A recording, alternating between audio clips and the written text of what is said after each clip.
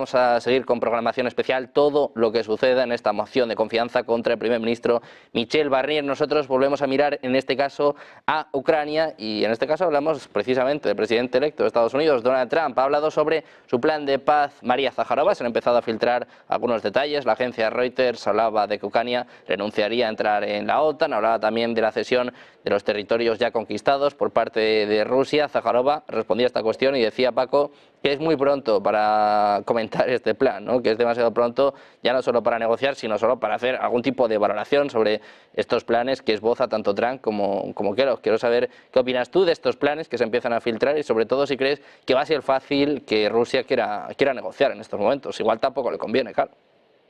Sí, más que planes concretos, lo que va a haber a corto o medio plazo, si no lo está viendo ya, son diálogos entre las dos superpotencias nucleares. La entrada de la nueva administración puede implicar que se inicie una nueva etapa, por lo menos, de apertura de diálogo con Rusia, cosa que hasta ahora era insospechada, era inverosímil con la administración Biden-Harris, ¿no? Entonces, bueno, eso me parece un elemento positivo. En cuanto a posibles planes de cara a la solución del conflicto ucraniano, bueno, se apunta por parte de la administración Trump que esa línea roja que establecía Rusia sobre que Ucrania no puede ser un país miembro de la OTAN, justo delante de las fronteras rusas, parece que empieza a ser aceptada por parte de Estados Unidos y que podría ser aceptada obviamente por la OTAN, porque quien manda en la OTAN es Estados Unidos. Todo esto tiene un telón de fondo y el telón de fondo es que Rusia está ganando la guerra. Y las declaraciones de María Zaharova al respecto de iniciar esas negociaciones sobre la salida al conflicto ucraniano que le parecen apresuradas, tienen mucho sentido puesto que, claro, están ganando la guerra y quieren, digamos, consolidar no solo lo que han conseguido, sino avanzar aún más. De hecho, el frente ucraniano, el frente principal, que es el del sureste y el Donbass, está hundiéndose por la parte ucraniana, ¿no? Ayer mismo un periódico, un medio tan poco sospechoso de ser prorruso como Huffington Post, titulaba que había una estampida histórica en las líneas ucranianas. Para que estos digan eso, es que las cosas tienen que ir realmente mal para el régimen de Kiev y la OTAN. Y en cuanto a lo que se ha citado antes de la señora Baerbock y el gobierno alemán, bueno, están fuera de la realidad absolutamente si hablan de seguir armando a Ucrania y pretender que Ucrania pase a la ofensiva. O el mismo secretario general de la OTAN no ha incidido en ese tipo de declaraciones. Están fuera de la realidad si plantean ahora mismo eso, porque Ucrania está perdiendo la guerra en los frentes de batalla, porque la operación, esa aventura en Kursk, ha resultado ser un sonoro fracaso y porque al final, bueno, Rusia está alcanzando sus objetivos. Y lo que pretende Rusia es consolidar esos objetivos y avanzar, si es posible, aún más. Es decir, y aún tiene margen para avanzar más, claro, porque Rusia no creo que vaya a aceptar un acuerdo de paz sobre Ucrania que no contemple que las repúblicas populares de Donetsk, de Lugansk y otras que ya se consideran parte de Rusia, en todo su territorio se reincorporen. Dejen de ser ucranianas en todo su territorio. Todavía de Lugansk menos, pero de la República Popular de Donetsk todavía Ucrania mantiene un trozo de territorio, ¿no? Entonces, bueno, la situación actual, el status quo actual, no creo que sea suficiente para Rusia de cara a llegar a un acuerdo con la OTAN y con Estados Unidos para resolver el conflicto ucraniano. Y bueno, como he dicho antes, el telón de fondo es evidente. Están ganando la guerra. Y quien gana la guerra impone las condiciones. Pues pendientes de las condiciones por parte de Rusia, que están muy claras, desde luego las ha dejado claras varias veces su propio presidente, el propio Putin. Todos teníamos poco la esperanza de que Donald Trump pudiese, bueno, pues hacer algo, ¿no? Pudiese solucionar este conflicto, no en 24 horas como él decía, pero sí al menos calmar las tensiones. Pero bueno, de momento parece que en Rusia están echando a jarros de agua fría en este sentido. Quiero saber, Luis, ¿qué esperas tú y si sigues teniendo esperanza en que Trump pueda ser la solución a este conflicto?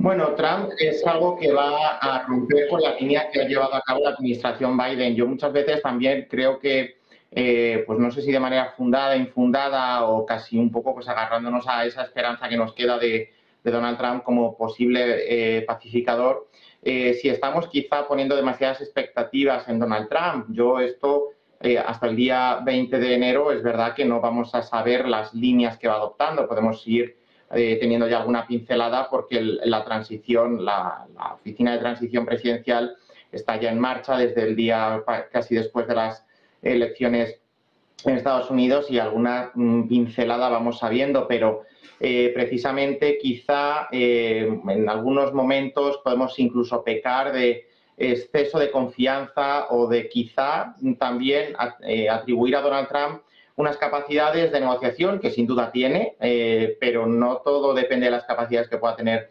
el líder de Estados Unidos, también depende de la voluntad que tengan las otras partes y de las circunstancias que se vayan dando, ¿no? Yo creo que el seguir considerando a Donald o la opción de Donald Trump como un tiempo nuevo, un reinicio, que no es un reinicio como tal, pero bueno, entre comillas, sí que sirve para hacer no borrón y cuenta nueva, porque los trazos seguirán, pero sí con esa presidencia renovada, con esa relación por lo menos fluida que él mantuvo con Putin, a pesar de todas las distancias que existen entre uno y otro, y sobre todo con esa voluntad de no meter a Estados Unidos en nuevos conflictos, que eso sí que lo demostró durante su primera presidencia. Por tanto, con esta mochila que el presidente electo tiene a sus espaldas de gestión de ese primer mandato, con la cautela que el tiempo nos exige, yo creo que no es en absoluto hacerse falsas ilusiones, ¿no? Y Putin también está dando ciertas pistas o dejando un poco entrever ciertos comentarios que nos animan a pensar que podríamos llegar a un acuerdo. La voluntad entre las partes, entre Rusia, Estados Unidos, la OTAN, la Unión Europea, Ucrania, etcétera, es positiva, pero luego hay que ver cómo toda esta voluntad política se traslada a un tratado internacional, a un texto que es el que tendrá que poner fin y regular las condiciones de la victoria.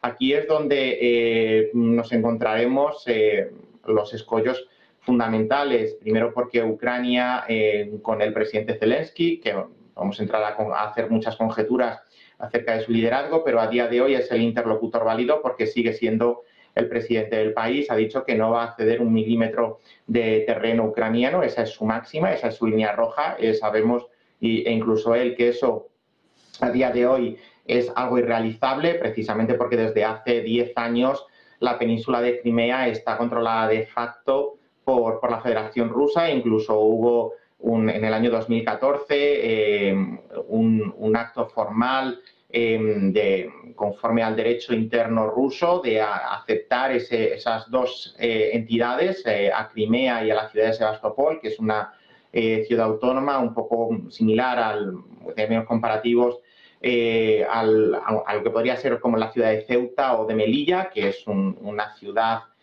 con autonomía, precisamente por esa dimensión militar que tiene Sebastopol y la flota rusa en el Mar Negro. Hay un acto formal que se puede ver en YouTube, hay reportajes fotográficos y audiovisuales, y eso es algo que Rusia también va a tener como línea roja, el intentar conseguir esos territorios que considera suyos, porque están poblados por personas de mayoría étnica, lingüística o de cualquier otra índole, incluso religiosa, similar a la etnia rusa, de lengua rusa o de religión ortodoxa rusa, y ahí es donde hay que encontrar el punto de encuentro, ¿no?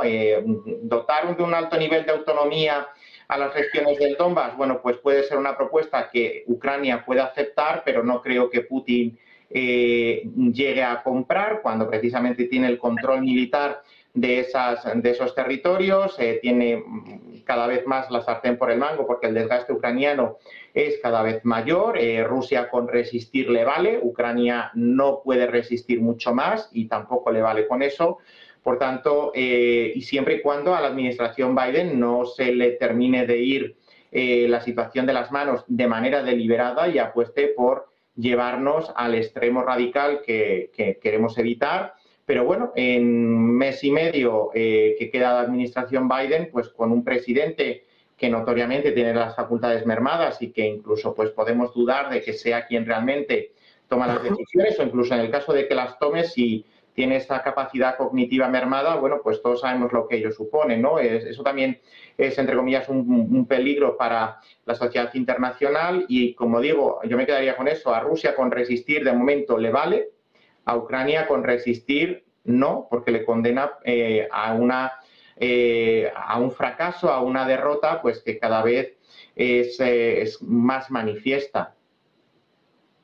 Bueno, pues pendientes de la situación en Ucrania, hoy con muchas declaraciones por parte de Mark Rutte, vamos a analizar esta cuestión también de la mano de Abud Ongi. Se incorpora con nosotros, analista geopolítico. ¿Qué tal? Muy buenas, Abud. Buenas tardes. Buenas Sergio, buenas a todos. Y disculpe la tardanza aquí en la Ciudad de México. Trasladarse en las horas de la mañana se mide por años luz.